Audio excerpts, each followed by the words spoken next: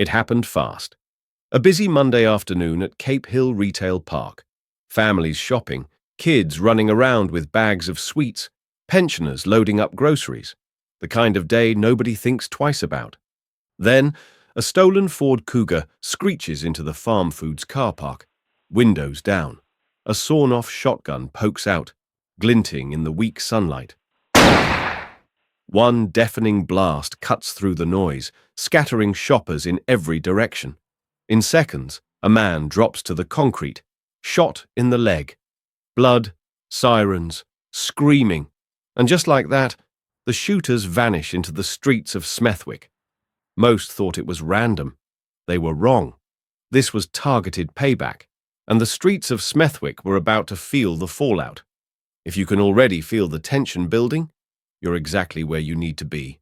Hit that subscribe button and drop a fire emoji in the comments if you're locked in. This story's just getting started. It was Sunday, October 22nd, 2023. A regular, chilly afternoon in Smethwick, a busy town just outside Birmingham. On streets like Cape Hill and Waterloo Road, it was the same scenes you'd see any weekend. Families out shopping, teenagers hanging around street corners, traffic inching past fast food joints and mini-marts. But as evening rolled in, something ugly cut through the normal. Around the back streets near the Cape Hill Retail Park, an argument broke out. Small at first, heated words, shoves, threats, then a blade, quick and brutal. In a flash, a man was stabbed, a deep, savage wound. Locals say it wasn't random. In Smethwick, beefs don't just appear out of nowhere, they simmer under the surface, fed by long memories, street pride, and turf battles that never really die. The man who got stabbed? He wasn't just some stranger. He was tied to people who mattered, people who wouldn't just let it slide. By the time the sirens wailed and the flashing blue lights cut through the night, the damage was already done. And while paramedics worked desperately to stabilize the victim, someone else, somewhere, was already planning what would happen next. Phone calls lit up across the neighborhood. Messages passed hand to hand, sharp, urgent. They touched one of ours. They're going to feel it. Smethwick looked calm on the surface that night. But underneath, something deadly had been set in motion, and by tomorrow afternoon it would explode in the most public, brutal way possible. Tyjon Cogger wasn't a name you heard on the news back then. Not yet. He was just another face blending into Smethwick's endless rows of red brick houses and corner shops. Only 23 years old, but already hardened by the streets, caught up early in the low-level grind of drug dealing, where fast cash came quicker than any real future. Cogger wasn't flashy. No big chains or loud cars. He moved quiet, careful. The kind of guy who knew that in this world, attention could get you killed faster than the police could. Saabir Mohamed was a few years older, 26. If Cogger was the quiet operator, Mohamed was different. A little more reckless, a little more wired with anger. Both men lived lives shaped by survival. No 9-to-5s, no second chances. Their days blurred between selling, watching their backs, and settling scores. In their world, loyalty wasn't a word. It was a rule. If someone touched your people, you didn't call the police. You handled it yourself. And that's what made what happened next almost inevitable. Because when word reached Cogger and Mohamed that one of their own had been stabbed the night before, there wasn't a meeting. There wasn't a vote. There was just a choice. Strike back and strike hard. They weren't thinking about tomorrow. They weren't thinking about consequences. Just payback. Immediate and brutal. Right now, you might be thinking, how does a split-second choice spiral into a drive-by shooting in broad daylight? Stick with me, the plan was already starting to take shape, and it was messier than they could control. The city never really sleeps, but in Smethwick, the early hours feel different. Empty streets, the hum of distant cars, a cold, biting air hanging over Cape Hill. By the time most people were winding down their Sunday night, Cogger and Mohamed were winding up. This wasn't the kind of revenge you screamed about on the street. This was silent anger, the kind that calcifies into something colder, something lethal. First, they needed wheels. Sometime between the chaos of Saturday night and the early hours of Monday, a Ford Kuga was quietly lifted. No alarms blaring, no chase scenes, just quick, practiced moves, stolen and stashed away, ready for when they needed it. Next came the weapon. Hidden somewhere safe, a sawn-off shotgun was waiting. Small enough to be tucked away, powerful enough to tear through flesh and metal without warning. There was no drawn-out planning session, no diagrams, no last-minute doubts. They knew where their target would be.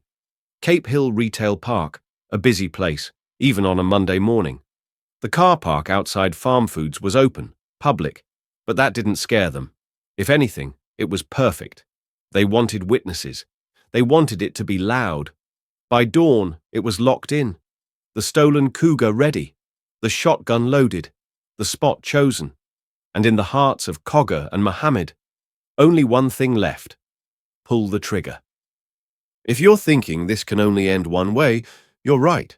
Stick around. The next few minutes will change everything. It was just after 10:30 a.m., October 23rd, 2023. Shoppers moved in and out of the Farmfoods at Cape Hill Retail Park, their arms loaded with groceries, their minds anywhere but here. A normal Monday morning, until it wasn't. The stolen Ford Kuga rolled slowly into the car park, not speeding, not reckless. Just another car blending into the background. Inside, Cogger was at the wheel, focused, eyes scanning, and then they spotted him, the target. No shouting, no warning. The car jerked to a halt, doors flying open. Saabir Mohamed hit the ground running, no mask, no hesitation. In one swift move, he raised the sawn-off shotgun, leveling it at the man barely a few feet away. Boom! First shot ripped through the air, a deafening crack that froze the entire car park. Boom! Second shot, up close, brutal. The victim crumpled instantly, blood pouring from his leg. Shoppers screamed, ducking behind parked cars, some abandoning their shopping altogether. The gunman didn't stop to look back. Mohamed was already diving back into the Kuga, Cogger slamming the accelerator to the floor. Gone in seconds. The victim was rushed to the hospital, alive but broken. But even lying in a hospital bed, blood still fresh on the sheets. He refused to talk. No names, no descriptions. The street code stayed iron tight. But what Cogger and Mohamed didn't know, the cameras were already watching. The afternoon chaos at Cape Hill Retail Park had barely died down when the investigation kicked into gear. By 3 p.m., crime scene tape fluttered in the breeze around the Farmfoods car park. Forensic teams in white suits combed the area, kneeling by spent shotgun shells left abandoned on the asphalt. Shoppers who had dived for cover just hours earlier stood at a distance, murmuring to each other, staring at the scene they couldn't forget. Detectives knew they were racing the clock. Every hour that passed gave the shooters more time to disappear. The first thread came from the CCTV network, a hidden web of cameras across Smethwick. Footage pulled from Cape Hill Retail Park showed a white Ford Kuga circling the lot minutes before the attack. It wasn't just any car. Police quickly learned it had been reported stolen days earlier from an address just a few miles away in West Bromwich. As detectives followed the Ford Kuga's trail through street after street, they spotted the tiny details criminals always overlook: a deep scratch along the rear door, a shattered side mirror swinging loose with every bump. Evidence that matched exactly what witnesses had described in frantic 999 calls just after the shooting. But that wasn't the only crack in their armor. Investigators subpoenaed cell tower data across Smethwick. Within hours, 2 numbers lit up, phones registered to Tyjon Cogger and Saabir Mohamed, both pinging off towers at Cape Hill at the exact window of the attack. It wasn't just a coincidence. It was proof they were there when the shotgun blasts shattered the calm of the shopping park. And when police moved in to raid known addresses tied to both men in Smethwick and nearby Birmingham, they found more than they bargained for. Hidden under floorboards, inside kitchen cupboards, and behind false walls were crack cocaine rocks, heroin wraps, dealer scales, and burner phones, still buzzing with text orders for pickups and deliveries. What began as a drive-by shooting investigation cracked wide open, exposing a whole criminal network that fed off the city's most vulnerable. By nightfall, police had enough to move in. The net was tightening. The shooters didn't know it yet, but their time on the street was running out. The arrest didn't happen with a siren-blazing raid. It happened with patience and precision. November 2023, 2 weeks after the Cape Hill shooting. The streets of Smethwick, usually stirring with school runs and shopkeepers unlocking metal shutters, were still half asleep. But down 2 separate streets, in quiet residential pockets off Waterloo Road, the silence was about to shatter. At 5:45 a.m., the stillness broke. 2 unmarked police vans rolled to a stop. Black-clad officers, faces grim, radios crackling low, piled out, surrounding the doorways of 2 council homes linked to Tyjon Cogger and Saabir Mohamed. The battering ram struck first, 1 blow, 2, 3, and the doors crashed inward. Dogs barked down the street. Neighbors stirred behind curtains, peeking through slats as tactical units swarmed in. Inside, Cogger was ripped from his mattress, his eyes barely open, confusion giving way to a grim understanding. He didn't fight. There was no point. Mohamed's arrest was no cleaner. Officers found him hunched by a back window, still trying to decide whether to run or stay frozen. Both were handcuffed, silent, heads down. The searches began immediately. In Cogger's flat, they found bundles of heroin and crack cocaine hidden in cereal boxes. In Mohamed's place, they found the real prize, a sawn-off shotgun tucked under loose floorboards, still marked by the fingerprints he couldn't wipe away. The connection to the Farmfoods shooting was now undeniable. At the police station, it was a different kind of war. Cogger stared through interview room glass, saying nothing. Mohamed slouched back in his chair, shrugging off every question with a cold grin. They had built their lives on silence, and now, faced with the law, they clung to it. But the streets had already spoken. Investigators pieced it together. CCTV cameras showed the stolen grey Ford Kuga cruising into the Farmfoods car park. Phone records showed both their devices pinging off a mast just 400 meters from the shooting site at Cape Hill Retail Park. Forensics tied the shotgun to the bullets recovered from the wounded man's leg. And surveillance teams had already linked both men to the drug lines moving Class A narcotics across Smethwick. The wall was closing in, and this time, no street code could save them. March 4th, 2024, Birmingham Crown Court. The trial room was packed. Reporters from the Birmingham Mail and the Sun jotted furious notes. On the public benches, relatives shifted uncomfortably, waiting for the verdicts they already knew were coming. The prosecution laid it out methodically. The simmering feud over the stabbing. The desperate thirst for revenge. The reckless shooting in broad daylight, yards away from families shopping for groceries. The arrogance of thinking they could slip back into the shadows unnoticed. When the jury filed back in, the room held its breath. Both men, Cogger and Mohamed, were found guilty without hesitation. Judge Simon Drew KC didn't waste time. His voice was sharp, deliberate. You terrorized a public place with gun violence.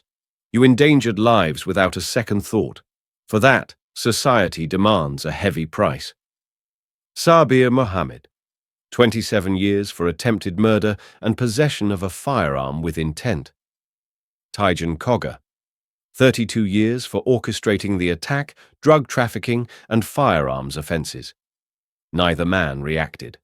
Not a flinch, not a word. Just the hollow shuffle of prison guards leading them away, 2 young men who had thought they ruled their streets, now disappearing into the grey corridors of a life they couldn't shoot their way out of.